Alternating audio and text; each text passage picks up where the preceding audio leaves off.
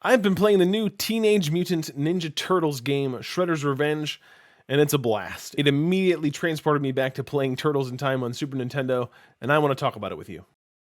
What's up, everybody? Welcome to Crossplay. I'm Pastor Mark, and today I want to talk to you about TMNT Shredder's Revenge. This is the new pixel art, retro, beat-em-up, side-scroller Teenage Mutant Ninja Turtles game that immediately will transport you back into the land of nostalgia, where you were playing Turtles in Time on the Super Nintendo with your brothers or sisters, and it is a blast. This is just one amazing nostalgic experience crumpled up into this retro beat-em-up game, and man, I just can't stop gushing about how fun this game was to play. It has great pixel art, great musical throwbacks to those older games, especially to Turtles in Time, and it's just a ton of fun to play. It's a solid beat-em-up experience, so if you like playing those older Super Nintendo and Nintendo games where you're just scrolling through the level, beating everyone up along the way, this is exactly that. This is exactly what you're getting. And it comes with the added experience of having a lot of players that you can play with, so you can play as all four of the Turtles: Michelangelo, Donatello, Raphael, and Leonardo. I personally played as Raphael, and you get the additional characters of April O'Neil, Splinter, and you can unlock Casey Jones. And the experience, the gameplay is just a lot of fun. You're button mashing, you're slashing your way through, you're jumping, you're kicking, you're throwing weapons, all this stuff. It's a blast. And while the gameplay experience is really simple, just kind of scrolling through the level, beating people up along the way,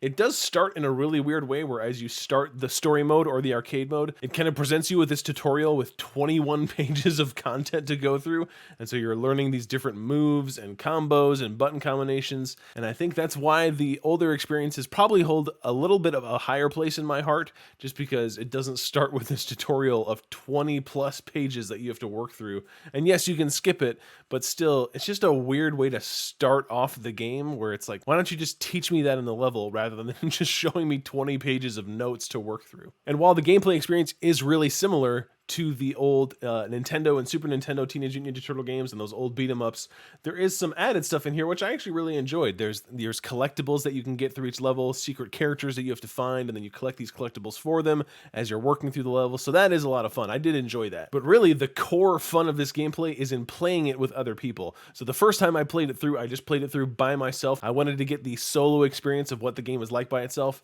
and that is fun, but really not what it's designed for. It's kind of lonely to just have one turtle on screen fighting all these enemies. It just feels like you're missing something. So it's really designed to be played with friends or online. And so I did play a little bit online as well. After I beat the story mode, I went back through arcade and played online, and that is chaotic. So with this new Turtles game, you can have up to 6 players on screen at the same time.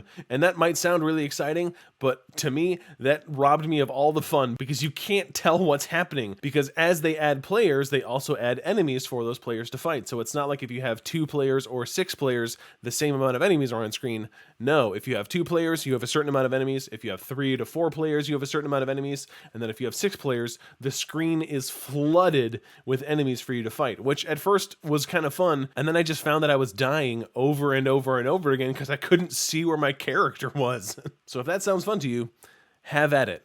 To me, it's probably better with 3 to 4 players. But yeah, overall, this is a really simple game. It's meant to be kind of this short, bite-sized experience that you keep going back through, trying to get higher scores, trying to beat certain challenges, beat the level without getting hit, unlock certain things like that. So there's a lot of fun to be had, even though the game itself is very short and very simple. But really, the core fun of the gameplay is probably rooted in a lot of nostalgia. So I'm curious for people that didn't play older games like Turtles in Time or the original NES Turtles games, I'm curious if they will have as much fun with this as people that grew up in the 90s had with Turtles in Time and are now having fun with this because they remember that experience where they played it growing up with their friends. And so that leads me to a perfect handoff of, what did you think of Shredder's Revenge? Did you play through it? Did you have fun? And do you think a lot of that fun is linked with your old time of kind of this nostalgia of how you remember the Turtles games, and so that's why this is fun to you? Or is this a genuinely fun game aside from all the nostalgia? I'm curious what you think. And as always, with every video, I want you to know that I'm praying for you. I've prayed for you as I've made this video, and if you have a specific prayer request, you can leave that in the comments or you can message me on Twitter and I'll pray for you specifically. So thanks for tuning in. Remember that God loves you, I'm praying for you, and I'll see you in the next video.